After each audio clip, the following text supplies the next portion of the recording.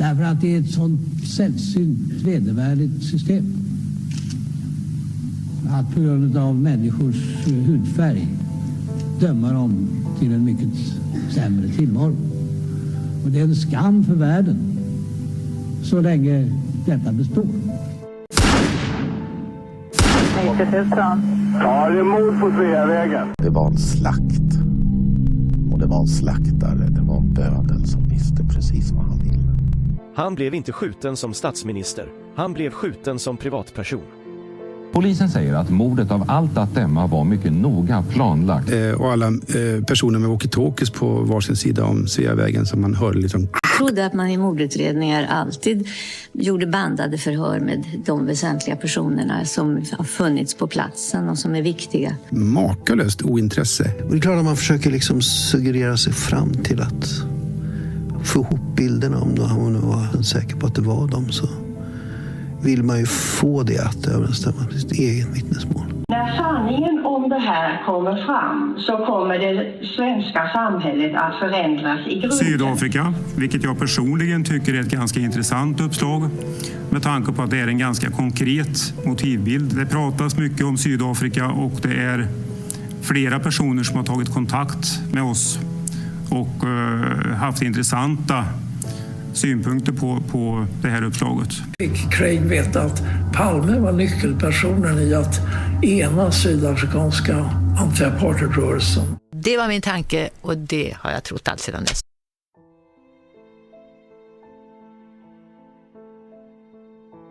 I förra delen så gick vi igenom mycket viktiga uppgifter från Kari, trots att han aldrig trott på Sydafrika, om hur västvärldens säkerhetstjänster samarbetade för att utmåla attentatet mot ANC:s kontor i Stockholm, som ett dåd som ANC hade gjort mot sig själva, av någon helt sjuk vilseledande bortförklaring. Att Kari tyckte det var mycket märkligt att Säpo och politiker hade helt olika uppfattningar om sidorna i Sydafrika.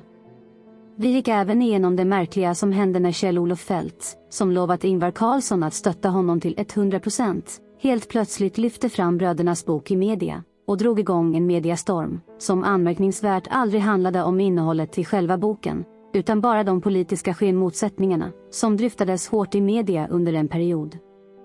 Där allt fokus låg på politiskt käbbel, och inget på sakliga uppgifter om motsägelsefulla detaljer bland poliser på mordkvällen, som fokus för boken var. I denna del kommer vi direkt att ta vid, genom att titta på hur händelsen kring brödernas bok skildrades i en tysk dokumentär som kom 1996 och som även bröderna var delaktiga i. Som vi redan tagit upp, var det otroligt mycket medialt som hände mellan 1995 till 1999. Men om man verkligen analyserar innehållet och några fler detaljer som vi kommer till, så har fortfarande det mesta samma tema. Alla skyller på märkliga ageranden av poliser på mordkvällen, men ingen kan ge rimliga förklaringar på vad som egentligen hände eller varför det ens finns så många motsägelser som ingen egentligen vill kännas vid. Ingen som erkänt att de gjorde misstag. Ingen som velat utreda vidare och ställa saker till rätta. Vi tittar först på sekvensen i den tyska dokumentären om brödernas bok. Die schwedischen Medien stehen eher handlungsunfähig und passiv daneben. Fast scheint es, als sei das Ausdruck einer allgemeinen Furcht. Eine Aufklärung des Palme-Mordes könnte die schwedische Gesellschaft in ihren Grundfesten erschüttern. Eine Ausnahme machen dabei die Sendung des Lars Borgnäs im schwedischen Fernsehen. Borgnäs hat sich intensiv mit der Palme-Fahndung beschäftigt. Warum ist die Polizeispur nach seiner Ansicht geradezu ein Tabu? Ja, das ist eine schwierige Frage. Ich glaube, es gibt eine Tradition innerhalb der schwedischen Kriminalpublizistik, mit der Polizei zusammenzuarbeiten und nur zu berichten, was die Polizei macht. Es gibt keine Tradition, die Polizei zu kritisieren. Det finns ingen tradition att kritisera polisen. Das hängt auch damit zusammen, dass man seine Quellen innerhalb der Polizei hat. Also will man sich mit denen gutstellen. Die Loyalität zwischen Journalisten und Polizei ist einfach historisch bedingt. So sind die Medien besonders schweigsam, wenn es um die Polizeispur geht, genau wie die Politik. Allein der frühere Finanzminister Kjell-Olof Feldt bricht ein einziges Mal das große Schweigen. Am 17. August letzten Jahres fordert er, in der Polizeispur zu ermitteln. Es gibt keine offizielle Reaktion, dafür aber andere Merkwürdigkeiten. In der folgenden Nacht nämlich turnen zwei Männer auf der Ministerpräsidentenvilla herum, direkt über dem Zimmer, in dem Ingvar Carlsson, der damalige Regierungschef, schläft. Trotz Kameras bleiben die Männer lange unentdeckt. Zuständig für die Bewachung des Olof Palme-Nachfolgers ist der Geheimdienst Säpo. Doch ein privater Wachschutz alarmiert die Polizei. Die Männer, die Carlsson so bedrohlich nahe kommen, werden vorläufig festgenommen. Ermittelt wird wegen Geringfügigkeit nicht. Warum lässt die Säpo den Ministerpräsidenten so ungeschützt? Wenige Stunden später eine eilig einberufene Pressekonferenz. Völlig überraschend kündigt Ingvar Carlsson seinen Rücktritt an. Im Sommer 95 für das Frühjahr 96. Erst die Forderung, die Polizeispur zu ermitteln, dann die Männer über dem Schlafzimmer, jetzt der Rücktritt. Alles innerhalb weniger Stunden. Ein möglicher Zusammenhang dieser Ereignisse wird von vornherein ausgeschlossen. Vor lauter Überstürzung informiert Ingvar Carlsson seine Stellvertreterin erst am Morgen der Pressekonferenz. Seine Nachfolge hat er zu diesem Zeitpunkt nicht geregelt. Seit März gibt es nun keinen Ministerpräsidenten Carlsson mehr.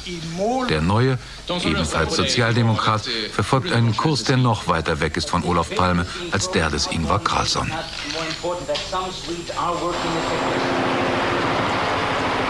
8 Jahre lang hat Hans Olvebro keinen Täter gefunden. 8 Jahre lang halten Politik und Polizei an ihm fest. Für beide wäre ein Einzeltäter wohl die angenehmste Lösung. Nunmehr bin ich völlig überzeugt, dass es keine Verschwörung ist, sondern dass ein Einzeltäter dahinter steckt. När nu även bröderna används i den tyska filmen behöver vi även göra en ordentlig analys av innehållet i filmen, som så många tycker är så avslöjande, eftersom den pekar ut märkliga svenska poliser som beter sig så märkligt på mordkvällen. En film som enligt uppgifter skulle nekats visas på svenska kanaler och därför kunde misstänkas innehålla avslöjande uppgifter. Eller är det bara ännu ett PR-trick för att vilseleda? Men det är alltså nu, med vetskap om en samtidig styrbehinderövning på mordkvällen med högerorienterade Sydafrika-gerillautbildade och tränade svenska baseballpoliser, som hela den tyska filmen får en helt annan förklaring. Det är nämligen inte mycket nytt som avslöjas i filmen. Konkreta uppgifter runt mordplatsen är väldigt begränsade för att vara något som avslöjar något nytt. I mångt och mycket är det likadana uppgifter som lyftes i forumprogrammet på SVT, där många av privatspanarna var med. En hel del av det som Sven Ahner har tagit upp, utrett och skrivit om i sina böcker. Visst är det viktiga detaljer med i programmet, även som jag använt mig av, som vad personen säger till Gösta Söderström om att de sprang ditåt. Men även den uppgiften är med i forumprogrammet. Om vilka vittnen som sett vad och walkie-talkie-observationer och annat. Men inga detaljer om Söderströms tider. Inget om hur Söderström fick reda på att någon blivit skjuten i korsningen. Gunnar Wall lyfte inte fram att det var ett möte vid reklampelaren, precis före mordet. Och så vidare. Det mesta handlar om att peka ut de märkliga kopplingarna mellan Holmér, Ebbe Carlsson och Östling. Uppgifter om att Holmér inte var i Borlänge under natten utan blev skjutsad av Dahlgren förbi mordplatsen efter bara några minuter. Om finskornas uppfattning av polismannen de pratade finska med. Väldigt många av de viktiga uppgifterna som Ahner, Ahlsen, Söderström och andra grävt fram. Men allt pekar bara på poliser. Och som vanligt blir det bara redovisning av påståenden och uppgifter som inte ger några som helst svar. Även mörkläggaren Gunnar Wall är med i programmet, och som vanligt ska det handla om just hans bok och uppgifterna om Ebbe Carlsson och smugglingsaffären. Även Borgnäs är med, och även han lyfter hur mycket polisspåret är det intressanta att utreda vidare. Men lyfter samtidigt hur media inte vill granska polisen eftersom de vill ha en bra relation. Att Borgnäs är med kommer vi att återkomma till framöver, så vi lämnar honom lite åt sidan denna gång och bara konstaterar att han även är med bland alla andra privatspanare. Det är nämligen även det som gör att dokumentären inte alls är så utlandsproducerad och skum som många vill ge sken av. Tittar man på många av bilderna som finns i filmen från bland annat mordkvällen så är det bilder från statstelevisionen. Är det då Borgnäs som har tagit med sig material till tyskarna utan att statstelevisionen vet om det? Eller är det så att ett fristående produktionsbolag ska få möjlighet att lyfta många utestående frågor utan att det kommer från statstelevisionen som avsändare? Som sagt, de flesta av uppgifterna finns i och omkring utredningen redan, även om de är samlade i ett effektfullt narrativ, i tyskt format. Och det är inget snack om att det är verkliga och relevanta uppgifter runt mordet. Det är bara det att allt ska peka på märkliga högerextrema poliser. Det är precis som att det är en reklamfilm för en sossepropagandafilm för att skrämma alla för högerspöket vi har i landet. Med den utgångspunkten är det inte så svårt att statstelevisionens mörkläggare och kommunisten Wall, Olle Minell och andra gärna ställer upp på att vara delaktiga i denna reklamfilm. Att många andra hederliga får komma till tals är förstås bra, men det finns onekligen en politisk aktivism i det hela, och någon oberoende och opartisk produktion är det inte. Varken i material eller i innehåll. Och som vanligt är det ingenting av det verkliga händelseförloppet som tas upp, med Olofs vän Theo från Kreta, Engström som förväxlat och flyende vittne. Ingenting om att ett 10-15-tal poliser varit i Sydafrika på utbildningar och träningar i apartheidregimens tjänst. Inget alls om Sydafrika för övrigt. Allt slutar som vanligt med att likt statstelevisionen redan gjort i alla program med Borgnäs och Bresky försöka fråga ut Ölvebro om konstiga polisers beteenden, som blånekar och spelar dum.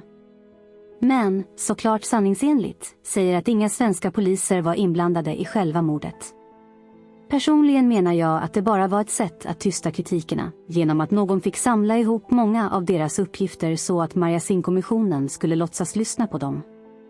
Att låtsas vara intresserade av vad de hade att säga, för att helt enkelt stryka medhårs i den mångåriga kommissionens arbete. Det var också därför som denna kommissionen var mycket mer öppen att lyssna in privatspanarna och deras uppgifter. Tidigare kommissionsförsök, att bara köra över alla med att bara granska polisens arbete, skylla på att de var så chockade, så slarviga, så klantiga, hade ju tidigare misslyckats helt. Vi tittar på ett avsnitt om hur det gick till när kommissionen mötte privatspanarna under 1997. Nu ska också de mer vildsinta teorierna om mordet på Olof Palme granskas av den nya Palmekommissionen. Landshövding Sigvard Marjasin och hans kommission har nämligen beslutat att lyssna på de så kallade privatspanarna i en offentlig hearing. De är 13 lyckligt lottade privatspanare som får chansen den 14 juni att tala ut om Palmemordet. De mest kända är journalisterna Sven Anér, Olle Alsen, Lars Krantz och Lars Borgnäs.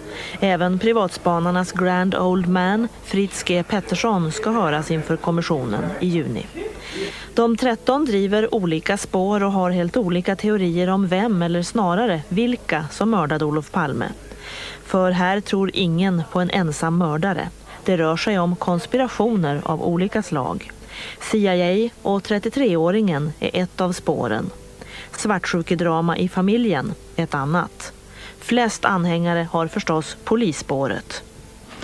Men i Jönköping finns en privatspanare som faktiskt tror att det var Christer Pettersson som sköt, även om det var Säpo som lejde honom.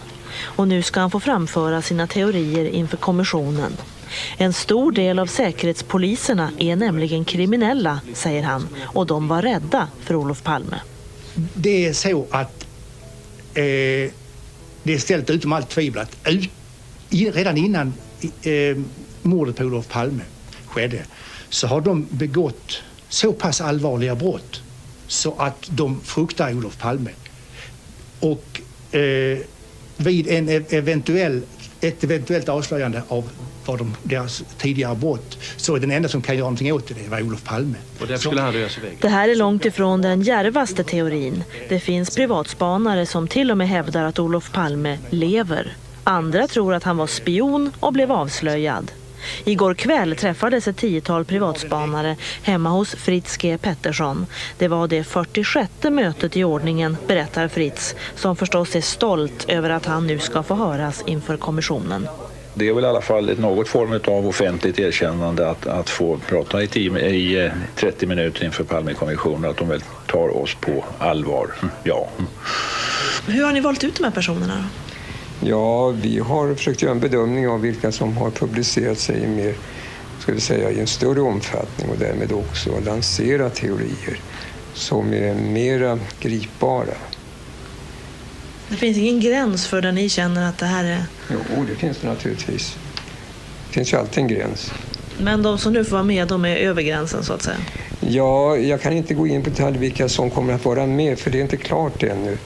Men de vi har bjudit in har naturligtvis formulerat sina åsikter i sådan form att vi tycker det är angeläget att det kan också diskuteras offentligt. Så nu får alltså Fritz G. Pettersson redogöra för sitt polisspår. Och de andra privatspanarna får dra sina favoritteorier där inget är tabu. Nej, både Hans Holmér och familjen Palme kommer att pekas ut som suspekta tillsammans med många fler. För kommissionen har bestämt att alla hypoteser nu ska upp till debatt. Så privatspanarna myste igår kväll. Det var i detta läge som bröderna Putiainen inte längre ville dela rum med alla andra privatspanare med konstiga teorier och krävde att få träffa kommissionen avskilt.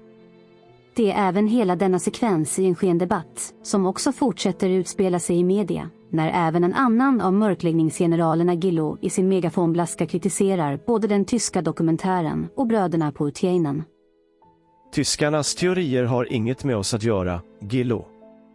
Jan Gillo har i en krönika i Aftonbladet den 23/9 om en tysk film om mordet på Olof Palme efterlyst vad vi tycker om filmmakarnas slutsatser eftersom vi blivit intervjuade i filmen.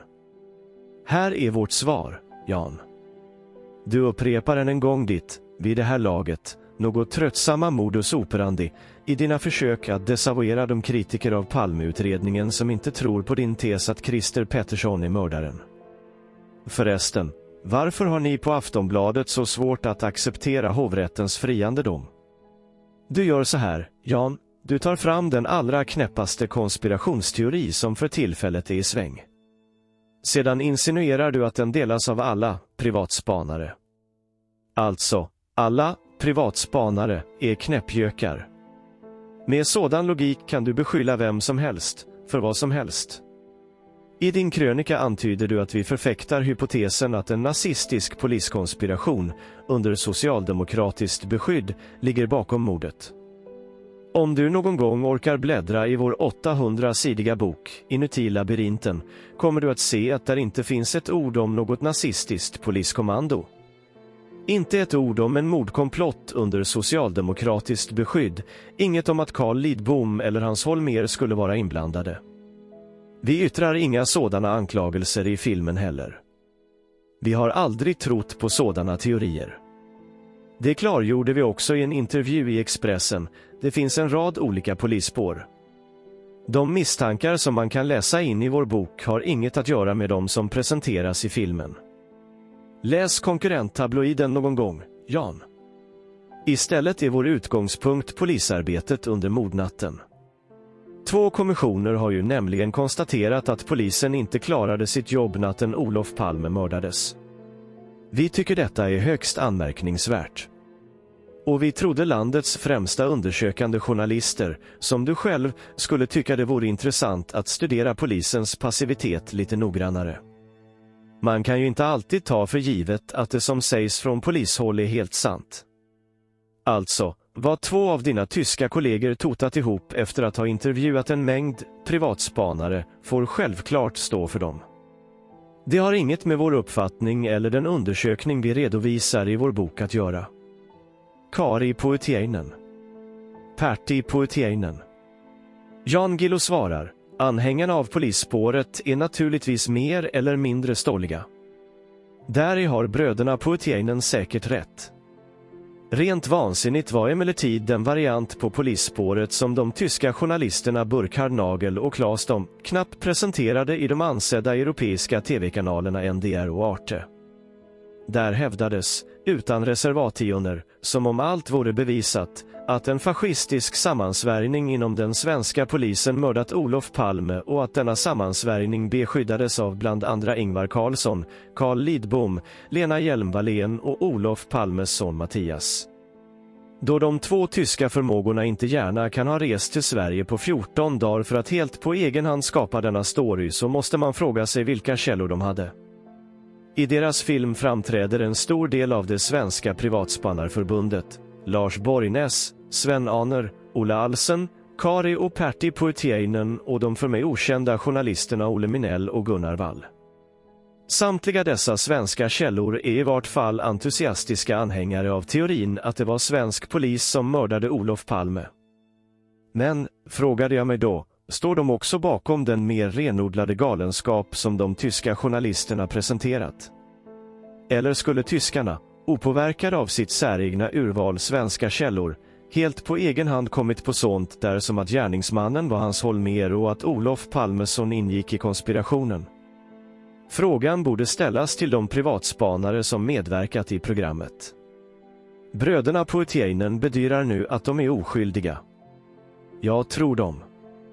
Tidigare har privatspanaren Lars Borgnäs försäkrat att inte han heller kan ansluta sig till sina tyska kollegors värsta dumheter. Om det vet jag inte riktigt vad jag ska tro. För i onsdags kväll framträdde Lars Borgnäs på nytt i tv-programmet Striptease och anslöt sig nu till Sydafrikaspåret. Dock med den nyanseringen att svenska poliser, särskilt vapenhandlaren och före detta polisen fortfarande var gärningsmän. Enligt Borgnäs kommer nu den fascistiska konspirationen från Sydafrika, dock med svenska poliser som gärningsmän. Den varianten är faktiskt påfallande lik stolligheterna i tysk television. Lars Borgnäs lade bokstavligen talat pussel. Bitarna, som för åskådlighetens skulle vara märkta med olika misstankar, passade förstås in i varandra, som pusselbitar gör när man leker med dem. Gravallvarligt avslutade han sitt program med att anklaga svensk polis för att inte ha lekt samma lek. Nog sagt. Jan Guillou. Viktigt i detta replikskifte, som såklart syftar till den tyska dokumentären som vi tittat lite på, där bland annat poliskommissarie Gösta Söderström uttalar sig. I detta finns det otroligt många små viktiga detaljer att snappa upp.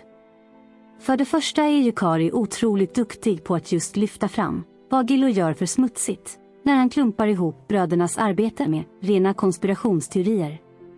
Något vi kommer att avhandla mycket snart i serien. Bröderna lyfter väldigt tydligt fram att deras bok är en samling av motstridiga detaljer som till och med kommissioner har bekräftat vara misslyckanden. Även här försvarar bröderna sig väl i sak mot den så kallade grävande journalisten. Bröderna är också otroligt tydliga med att märkliga uppgifter från mordkvällen inte ska sammanblandas med slutsatser som inte bröderna har dragit, utan att det är tyskarna som i detta fall har det. Men också i Guillous svar finns viktiga delar. Det är nämligen väldigt många kända namn som är med i den tyska filmen, och många av dessa har vi redan konstaterat, vilken sida de befinner sig på mörkläggningsskiljelinjen. Vilket gör att det faktiskt blir rätt lätt att dra slutsatser om vilka som ligger bakom det konkreta utpekandet av poliser. Även Borgnäs vill gärna inte förknippas med de andra privatspanarna i det tyska hopkoket. Men det är precis här som Guillou faktiskt sätter fingret på något mycket viktigt, som vi kommer att lyfta i detalj lite längre fram. Även när Borgnäs gör ett program om Sydafrika, så slutar det med att det handlar om svenska polisers inblandning i mordet. Kom verkligen ihåg det här. Artikeln är nämligen skriven den 13 oktober 96, precis när Boris Erssons uppgifter om Sydafrika har blommat ut totalt och Domkopbomben har briserat ordentligt. Nu vet vi ju att hela hanteringen kring Domkopbomben blev ett mycket ansträngt läge för Palme-skenutredningen, som fick släppa allt och åka till Sydafrika för att skenutreda det verkliga spåret. Som Leif GW uttryckte det: om media säger att utredningen ska hoppa på huvudet iförda Kalle Anka-kostymer, så gör de det. Nu lyckades de tysta ner alltihop ännu en gång, och det sista som jag hittar är att utnyttja brödernas material blir sedan 1998, när filmen Sista kontraktet görs. med Mikael Persbrandt i huvudrollen. En film som trots allt innehåller en sydafrikansk yrkesmördare som såklart dör på slutet, men som bara utförde uppdraget av en svensk affärsman med antydan om en Wallenberg. En film som slutar i andemeningen att ibland är det för stort och svårt att avslöja sanningen för att skydda andra saker. Märkligt nog ska filmen bygga på en bok, som förlaga, av en författare med pseudonymen John W. Grove. Rykten säger att denna person inte finns och att ingen träffat honom, och att namnet andas en sammanslagning av Jan Guillou och Leif GW. Vi läser på Svensk Filmdatabas hemsida om det. I DN, GP och SvD yttrade sig även rättsreportrarna som följt utredningen om Palmemordet, om filmen. Deras omdömen om filmens behandling av de faktiska omständigheterna kring mordet var nedgörande. Kommentar Svensk filmografi. Regissören Kjell Sundvall hade tidigare svarat för långfilmerna Lyckans ost, I lagens namn och Jägarna. Den senare blev en stor publiksux med cirka 800 000 biobesök. Första gången filmprojektet om Palmemordet fördes på tal i pressen var i december 1995. Då nämndes Mats Aren som regissör och Peter Haber som en av huvudrollsinnehavarna. Sedan Aren utnämnts till filmkonsulent vid Svenska Filminstitutet föll valet på Sundvall som regissör. Romanen som ligger till grund för filmen är författad under pseudonymen John W. Grove. Dennes verkliga identitet har inte fastställts. Man kan som Kjell Sundvall anta att det, med tanke på den insyn han demonstrerar i mordfallet, rör sig om en svensk eller åtminstone en person som länge varit bosatt i Sverige. Å andra sidan föranledde detta djärva gissningar om vem som kunde tänkas stå bakom pseudonymen. Några föreslog Jan Guillou, som förolämpat slog ifrån sig. Boken bakom filmen är skriven av 2 okända parasiter som försöker åka snålskjuts på min berömmelse. Det räckte att läsa boken. Jag är övertygad om att det är 2 stycken, försöker skriva som jag, men det är erbarmligt dåligt. En amatörmässig soppa där de lägger ut ledtrådar som ska peka på att det är jag som skrivit. Initialerna i författarpseudonymen är det första som pekar på Jan Guillou, och kanske möjligen också på Leif GW Persson. Mördaren i boken har samma initialer, John Gales. Dessutom besöker mördaren en adress i Gamla stan, Köpmantorget 1, där Hamilton, åtminstone i tv-serien Fiendens fiende, har sin lägenhet. Författarna, antagligen 2 okända journalister, drar helt idiotiska slutsatser i boken. Det är naturligtvis helt befängt att det skulle vara Wallenberg och Rockefeller som tillsammans har mördat Palme.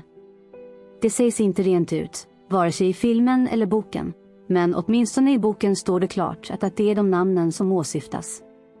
Officiellt är boken skriven av en engelsman under pseudonym. Men boken är inte utgiven i England. När tidningen Jury inför utgivningen i höstas skulle skriva om den fanns varken engelsk originaltitel eller översättare angiven. Först efter påtryckningar angav förlaget titeln The Ultimate Contract och ett översättarnamn som de sedan ändrade. Helt klart är att det rör sig om en helt svensk produkt. Varför skulle någon i England skriva en sån här soppa, frågar Jan Guillou. Den svenske finansman, i boken kallad Lennart Waldenström, som beordrade mordet, antogs allmänt syfta på Peter Wallenberg. Att de var dessa 2 mörkläggande deckarförfattare som skrev ihop något hopkok av lösa trådar runt utredningen verkar mycket rimligt. Och för att sy ihop allt detta med brödernas bok så är det nämligen så att i slutet på filmen visas ett citat upp från bröderna Poetiainen. Illusionen att myndigheterna i västdemokratierna följer lagar och regler måste nämligen upprätthållas. I en demokrati är illusionen det viktigaste av allt. K och P, Poetiainen. Det ska alltså finnas goda skäl att sanningen inte alltid kommer fram eftersom det är viktigare att illusionen om att myndigheterna följer lagar och regler upprätthålls. Även om man är tvungen att frångå detta. Något som verkligen Guillou och Leif GW nog skulle vilja att alla förstod, så att de kunde komma undan med vad de varit inblandade i. Om detta verkligen beskriver hur bröderna ser på sitt eget utredande kring Palmemordet, så kan det innebära att de varit medvetna och indragna länge i mörkläggningen. Trots det väljer jag att tro att de blev utnyttjade som verktyg i att så sakligt peka på poliserna med sitt 800-sidiga bokbidrag. Hoppas verkligen vi får reda på sanningen en dag om hur boken kom till, den verkliga kontexten och hur den kom att användas i en mycket smutsig mörkläggande debatt under och i slutet på 90-talet. Men om inte bröderna backar och erkänner sitt grova fel om sina slutsatser om tiden för larmet och polisens ankomst till mordplatsen och offentligt ger Gösta Söderström en postum genuin ursäkt, så har de ingenting att göra kring Palmemordet igen. Vilket tyvärr verkar vara vad som är på gång, nu när Kari ska skriva boken om Stay Behind och Palmemordet. En bok som visst skall komma till årsdagen i februari 2025. Vi får väl se vad den innehåller, men om det nu ska pekas ut en fallskärmsjagande löjtnant i den, och det är ett samarbete med Gunnar Wall och kanske J.B. Lindqvist, då förstår man att det ännu inte är slut på den ständiga strömmen av villospår kring mordet, som det ska parasiteras på. Det kommer förstås också innebära att vi kommer kunna dra fler slutsatser om hur insyltad Kari redan är i mörkläggningen. Som sagt, Kari har inte svarat på de försök jag försökt att få kontakt med honom. Glöm aldrig de konkreta, sakliga och mycket trovärdiga uppgifterna från 1994 att förhålla sig till, värdera och väga in. När en norrländsk dokumentärfilmare nyfiket åkte ner till Sydafrika för att följa ett konfliktfyllt land, som nu skulle försöka enas, träffade både offer och förövare och fick kontakt med Rian Stander, som till och med hade papper på hur mycket yrkesmördaren Anthony White fick för mordet på den svenska statsministern. Detta får helt enkelt avsluta och sammanfatta boken Inuti labyrinten och dess kontext för denna gång. De viktiga poängerna är att boken konkreta och sakliga innehåll definitivt är mycket relevant för vad som hände på mordnatten och är faktiskt en mycket bra instruktionsbok i hur blåljuspersonal arbetade vid tiden för mordet. Det gör det mycket enklare att själv ögna igenom materialet sedan för att förstå många av de vedertagna termer som dessa personer arbetar med. På det sättet är det ett mycket bra verktyg och skola för en person som halkade in på det här mordet, när jag såg en hemsnickrad Netflix-serie som jag absolut inte trodde på. Men det viktiga är att förstå vilka avgränsningar som finns med boken och hur den nästan lyfter fler frågor än svar på vad som egentligen hände runt mordet. Att den nya framräknade tiden är mycket anmärkningsvärd och helt felaktig i sin kontext. Detta skulle alltså märkligt vara baserat på ett förtroende för en annan mörkläggande myndighet, SKL. Kom ihåg vad vi tagit upp i tidigare avsnitt. LAC-banden och de inspelningar som finns är manipulerade, sönderklippta och tidsjusterade. Det finns inga som helst verkliga dialoger på många av inspelningarna, medan de andra inspelningar är helt normalt sammanhängande. Hur skulle inspelningarna ens kunna vara en trygg referens om det knappt går att förstå ett sammanhang och ett rimligt dialogutbyte om resultatet var så dåligt som just i inspelningarna från Palmemordet? Det finns ingen rimlig möjlighet i det. Vidare i boken är det bara poliser som hängdes ut som högerextrema spöken i en debatt som gärna dryftades i media, utan någon som helst förklaringar om faktiska uppgifter. Det är som sagt därför som den mörkläggande podden gärna bjuder in Kari och gärna sitter och högläser ur boken i hur många avsnitt som helst, och sedan tigger pengar för att göra det. Det mesta regisserat av den obehaglige programledaren.